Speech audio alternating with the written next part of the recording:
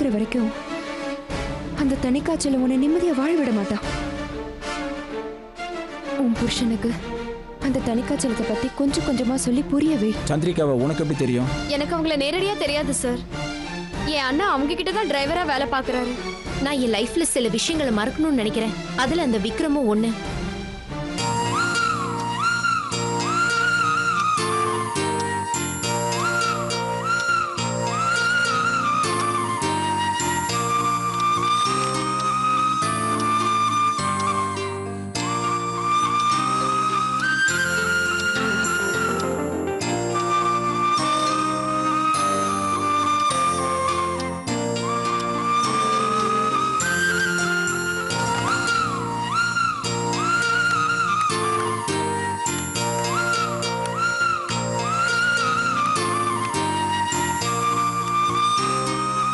Hello, நான் நிக்கிதா பேசுறேம்மா. அம்மா, ஆபீஸ்ல அம்மாக்கு கொஞ்சம் வேலை ஜாஸ்தி ஆயிடுச்சுமா. நீங்க எல்லாம் என்ன எதிர்பார்த்துட்டு இருக்கீங்களா? ஈவினிங் ஃபோன் பண்ணதுக்கு நீங்க 1 hour லேட் ஆகும் தானமா சொன்னீங்க.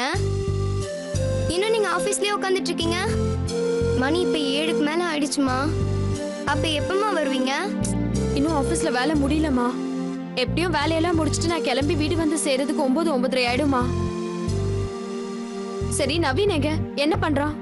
என் பக்கத்துல தாமா உட்காந்துட்டு இருக்கான். பேசுறீங்களா? நவீன், அம்மா பேசுறாங்க. ஹலோ அம்மா, எப்பமா வருவ?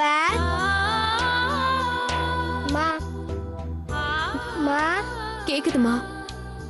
அம்மா சீக்கிரம் வந்துடுறேன். நீ ஏம்மா வேலைக்கெல்லாம் போற?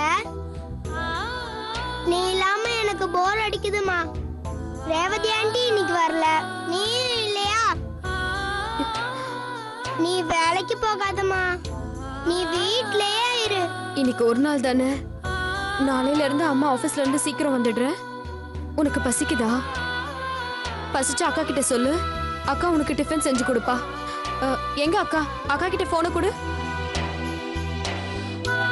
அம்மா உன் கூட பேசணுமா? ஹலோ அம்மா. நிக்கிதா, ஃப்ரிட்ஜ்ல மாவு இருக்குமா, எடுத்து வெளியே வச்சுடு. நவீனுக்கும் நவ்யாவுக்கும் பசிச்சுதுன்னா தோசை சுட்டு கொடு. அப்படியே உனக்கும் பசிச்சா சாப்பிட்டுரு. சரியா? உங்களுக்குமா? எனக்கு வேண்டாம், நான் வந்து பாத்துக்கிறேன். நவீன ஜாக்கிரதையா பாத்துக்கோமா. சரிம்மா. அப்புறம் அந்த ரேவதி போன் பண்ணாங்களா? பண்ணலமா. அவங்க நம்பரை வாங்கி வைக்காம போயிட்டேன். வந்ததுக்கு அப்புறம் முதல்ல அவங்க நம்பரை தான் வாங்கி வைக்கணும். சரி, நீ நவீன பாத்துக்கோ. சரியா?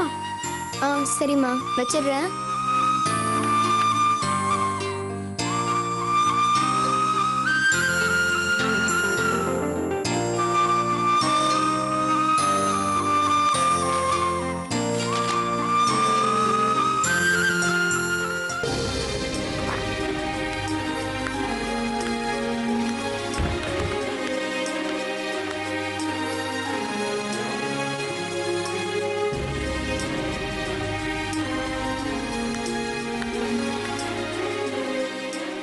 என்ன மேடம், நீங்க இன்னும் கிளம்பல? இல்ல பிரேம், நாளைக்கு ஆடிட்டிங் இருக்காமா. அதுக்கான வேலைகளை கண்டிப்பா முடிக்கணும்னு எம்டி சொல்லியிருக்காரு. ஆபீஸ் டைம் முடிஞ்சோடனே கிளம்பி போக வேண்டியதானே? வீட்டுல பசங்க வெயிட் பண்ணிட்டு இருப்பாங்கல்ல. எம்டிக்கு அதெல்லாம் தெரியாது, நீங்க சொல்லிட்டு போக வேண்டியதானே? பரவாயில்ல பிரேம், நானே இப்பதான் வேலைக்கு சேர்ந்திருக்கேன்.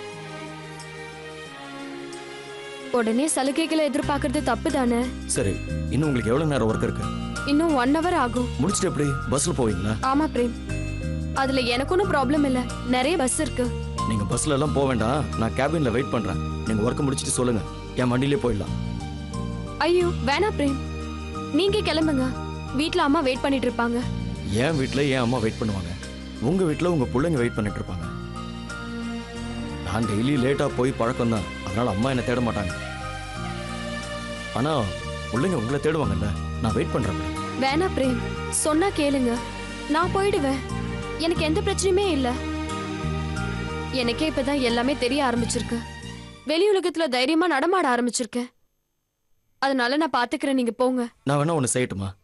நான் உங்க வீட்டுக்கு போய் உங்க பசங்களோட இருக்கேன். நீங்க வந்த உடனே நான் கிளம்பி போயிடுறேன். நவீன பாத்துக்கிறதுக்கு அந்த ரேவதி வேற வரலன்னு சொன்னீங்க. நான் போகும்போதே பசங்களுக்கு டிஃபன் வாங்கிட்டு போயிடுறேன். பசங்க என்ன சாப்பிடுவாங்க? பிரியாணியா பரோட்டாவா? பிரேம், அதெல்லாம் ஒண்ணும் வேணாம். நீங்க நேரா உங்க வீட்டுக்கு போங்க. உங்க கூட பேசிட்டு இருந்த நேரத்துல நான் என் வேலையை முடிச்சிருப்பேன். நீங்க கவலைப்படாம போயிட்டு வாங்க. இல்ல போங்க மேடம். ப்ளீஸ். சரி.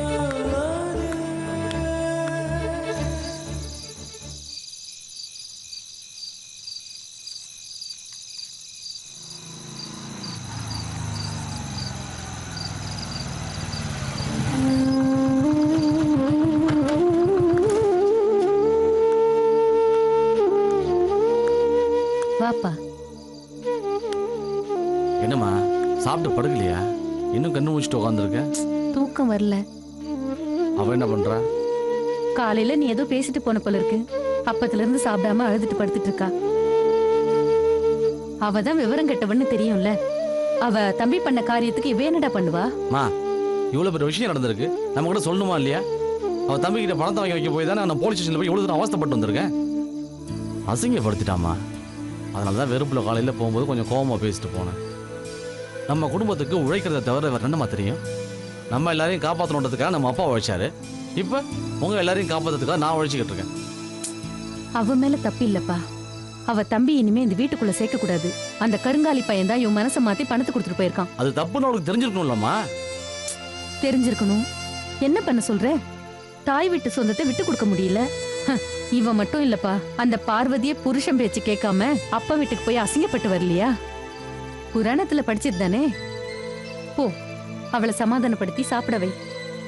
என்ன பண்றது? அவ உனக்கு பொண்டாட்டி ஆயிட்டா. அவளை விட்டு தர முடியுமா என்ன? போ.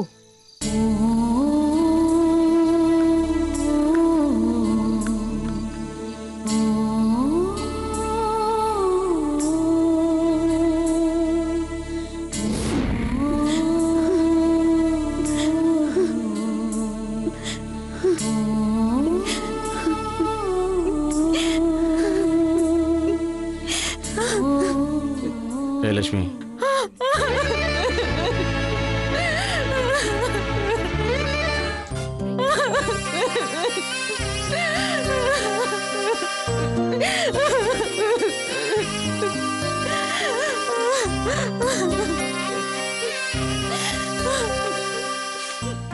சரி அழாத விடு. நான் ஏதோ கோவத்தில் காலையில் கொஞ்சம் ஜாஸ்தியாகவே திட்டேன். பரவாயில்லையா? நான் அதுக்காக ஒண்ணு அழல. நீ திட்டாம என்ன வேற யார் திட்ட போறா? என் தம்பி தருதலையால எவனோ ஒரு போலீஸ்கார உன் கண்ணத்துல அரைஞ்சிட்டான்ல. அதை நினைச்சாதான் என்னால தாங்க முடியல. சரி விடு, ரொம்ப நேரம் அப்படி இருக்கு, யார் என்ன பண்ண முடியும்? சத்தியமா சொல்றியா? என் தம்பி இனிமே இந்த வீட்டுக்குள்ள சேர்க்கவே மாட்டேன். அவன் வீட்டுக்கு நான் போகவும் மாட்டேன். சரி விடு, பரவாயில்ல. சரி வா சாப்பிடலாம். நீ காலையிலேருந்து சாப்பிடலன்னு அம்மா சொன்னாங்க. என்னாலதான் உனக்கு இவ்வளவு கஷ்டமோ? நான் ஒரு நாள் சாப்பிடலன்னா ஒன்னும் குறைஞ்சு போயிட மாட்டேன். நீ போய் சாப்பிடு. சொல்றேன்ல, ஃபர்ஸ்ட் அழகாக கண்ணை தொடச்சிக்கோ. வா போய் சாப்பிடலாம். வா. வேண்டாயா? வான்னு சொல்றேன்ல, நீ சாப்பிட்டாதான் நான் சாப்பிடுவேன். வா.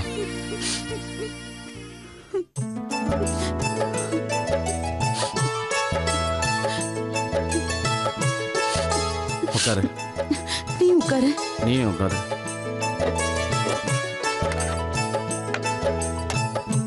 நான் போடுறேன், உனக்கு சாப்பிடு.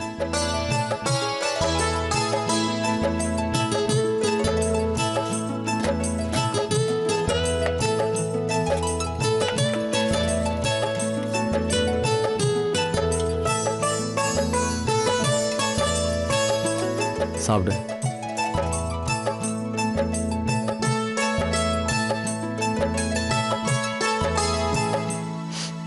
டாக்டர் அம்மா ரொம்ப நல்லவங்கய்யா. எனக்காக போலீஸ் ஸ்டேஷன் வரைக்கும் ஓடி வந்தாங்க. அவங்க சொல்லி அந்த இன்ஸ்பெக்டர் கேட்கவே இல்ல. அந்த ஆளுக்கு திமிரு ரொம்ப ஜாஸ்தியா. நல்ல வேளை வசந்திக்கு அத்தை ஃபோன் பண்ணி சொல்லிருக்காங்க.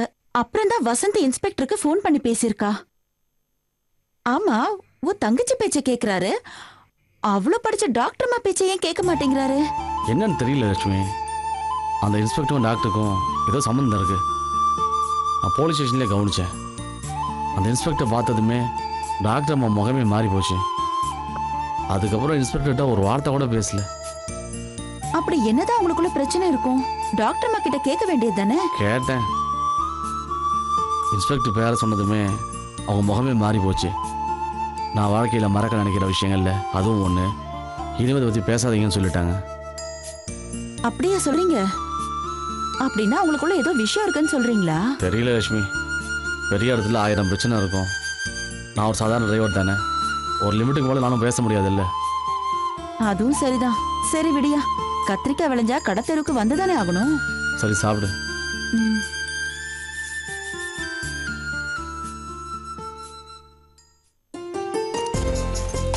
அத்தை, இந்த வரேம்மா. பிரேம் வந்தாச்சா? இல்லம்மா, இன்னும் அவனை காணோம்.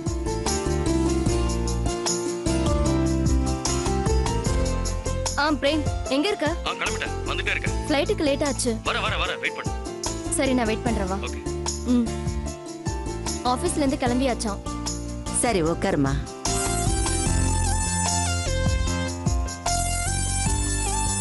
அத்தை, இந்த 15 நாளும் நான் ரொம்ப ஜாலியா என்ஜாய் பண்ணேன். என் லைஃப்லயே நான் இவ்ளோ ஜாலியா என்ஜாய் பண்ணது கிடையாது. மறுபடியும் ஊட்டிக்கு போனா பிசினஸ் டென்ஷன். ஐயோ, நினைச்சாலே பயமா இருக்கு அத்தை. கல்யாணம் பண்ணிக்கிட்டு சந்தோஷமா இருக்க வேண்டிய வயசுல நீ ஏன் தான் இப்படி ஓடிட்டு இருக்கியோ தெரியல. உனக்கு என்ன இல்ல, வாழ்க்கையில எல்லாமே இருக்கு. பேசாம கல்யாணத்தை பண்ணிக்கோ. ஐயோ வேண்டாம் அத்தை, நான் இப்போதைக்கு என் கல்யாணத்தை பத்தி நினைக்க போறதே கிடையாது. அத பத்தி நீங்க ரொம்ப நோண்ட ஆரம்பிச்சீங்கன்னா அப்புறம் நான் அந்த பக்கமே வர மாட்டேன். வேண்டாம் மாயா, நீயாவது அப்பப்ப வந்து போய்கிட்டு. ஆமா, அடுத்தது எப்ப வருவ? எனக்கே தெரியாது அத்தை. ஆனா ஒண்ணு, பிரேம் கல்யாணம்னா ஒரு வாரத்துக்கு முன்னாடியே நான் இங்க வந்துருவேன். அவன் தான் பிடி கொடுத்தே பேச மாட்டேங்கிறானே. பிரேம் மனசுல என்ன இருக்குன்னு எனக்கு தெரியும் அத்தை. பிரேம் வசந்திய கல்யாணம் பண்ணிக்கணும்னு ஆசைப்படுறான். என்ன சொல்ற மாயா? ஆமா அத்தை, பிரேம் மனசுல வசந்தி தான் இருக்கா. அது எனக்கு உறுதியா தெரியும்.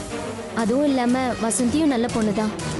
அவளை உங்க மருமகளை ஏத்துக்கிறதுல தப்பு இல்லைன்னு தான் நினைக்கிறேன். என்ன மாயா, அவன் தான் பைத்தியக்காரத்தனமா யோசிச்சுட்டு இருக்கானா, நீயும் அத சரிங்கிற மாதிரி பேசுற?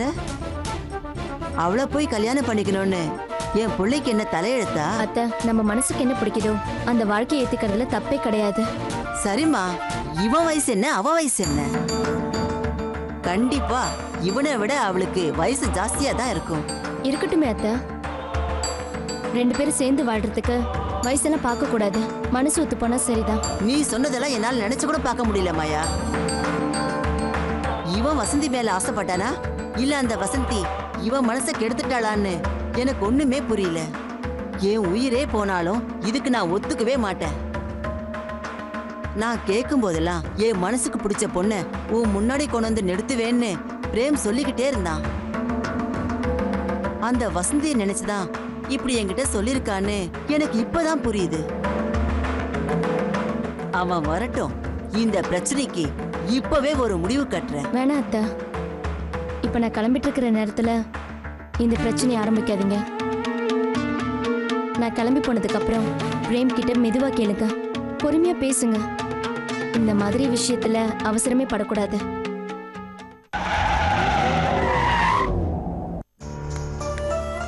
ஏய் சாரி மாயா, லேட் ஆயிடுச்சு. டிராஃபிக் அதிகமா இருக்கும், சீக்கிரமா கிளம்பு. அம்மா இவ்வளவு ஏர்போர்ட்ல விட்டு வந்துடுறேன். வா வா வா. போயிட்டு வரேன் அத்தை.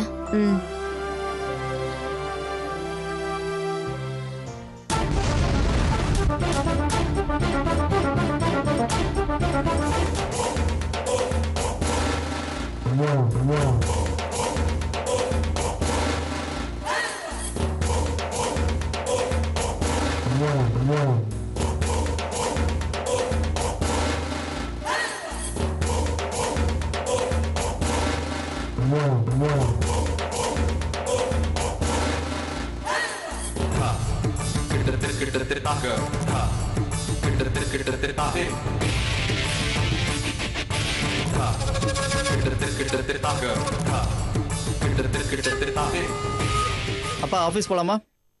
ஏங்க, அவருக்கு தான் இவ்ளோ வயசாயிடுச்சு இல்ல, இன்னும் எவ்வளவு நாள் தான் அவரே கம்பெனியை பார்த்துட்டு இருப்பாரு? அவருக்கு உழைக்கிற வயசாது, அவர் வீட்லயே இருக்கட்டும். இல்லம்மா, அப்பா செக்ஸ்ல நிறைய சைன் பண்ண வேண்டியிருக்கு. இருந்தா என்ன, வீட்டுக்கு கொடுத்து அனுப்புங்க. அவர் எங்க இருந்தே கழுத்து போட்டு அனுப்பட்டுமே. சரி, இனி என் பேச்சு எங்க எடுபட போகுது? மாமனாருக்கு இப்பவே நீ சப்போர்ட் பண்ண ஆரம்பிச்சிட்ட. சரி வரேன்ப்பா, வரையிலாம்.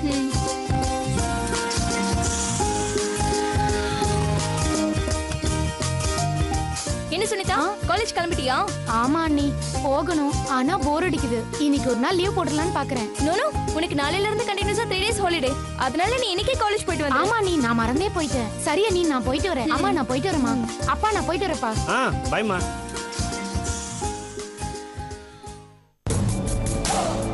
நரேன் சுனிதா 2 பேரையும் இவளே வெளியில அனுப்பிச்சிட்டா.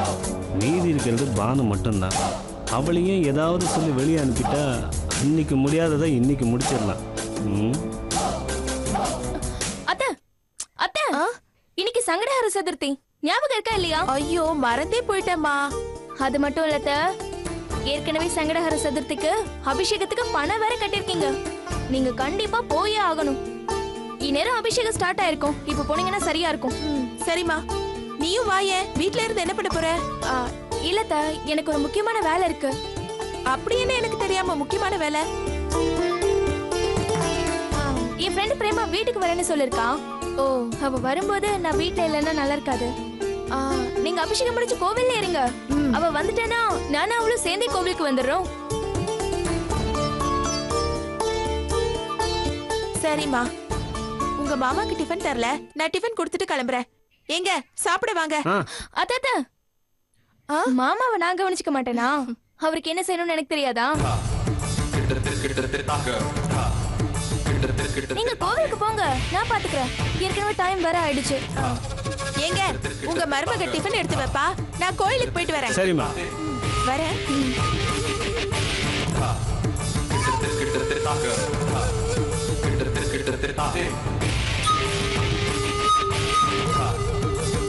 ஃப்ரெண்ட் வந்ததும் அவளை கூட்டிட்டு சீக்கிரம் கோயிலுக்கு வந்துருமா. நான் வந்துடுறேன். நீங்க போங்க. சரி பாய். பாய்.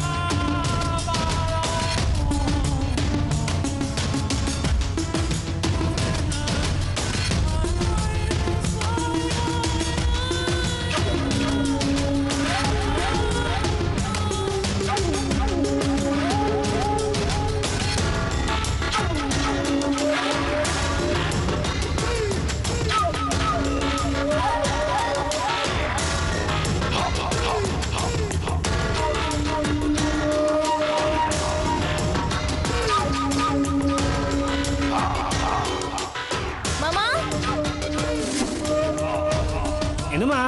கொஞ்சம் இங்க வாங்களேன். இந்த வரேன்.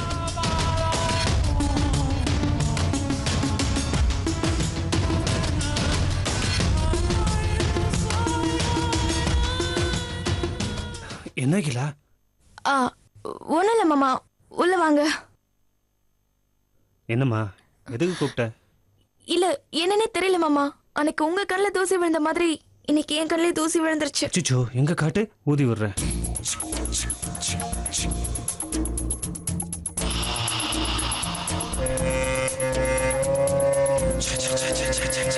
என்னமோ தெரியலம்மா, வீட்டுல யாரும் இல்லைன்னா உனக்கு இல்லைன்னா எனக்கு கண்ணில் தூசி விழுந்துருது.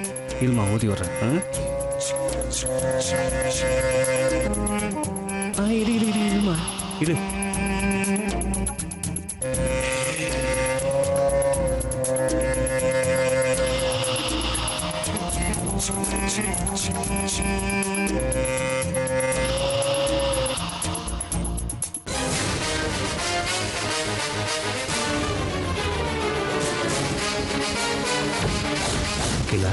என்ன உனக்கு பிடிச்சிருக்கா?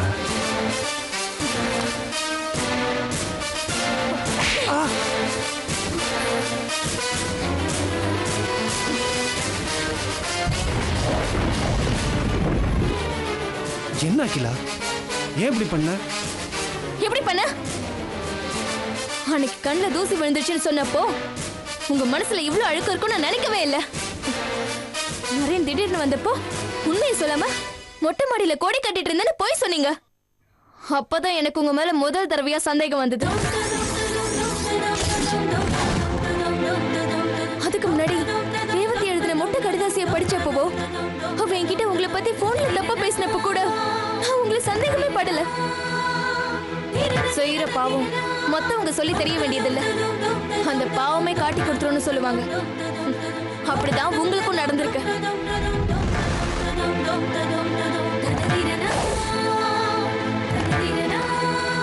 நீங்களும் ஒரு பொண்ணு பெத்து வச்சிருக்கீங்கல்ல, உங்க மனசுல இப்படி ஒரு எண்ணம் வரலாமா? நல்ல பொண்டாட்டி, அந்த பொண்டாட்டிக்கு போய் துரோகம் செஞ்சிட்டீங்களே. உங்க மருமக, உங்க பிள்ளையோட பொண்டாட்டி. மருமக மகளுக்கு சமம்னு சொல்லுவாங்க. உங்க மகளையும் இப்படிதான் தப்பான கண்ணோட்டத்துல பாக்குறீங்களா?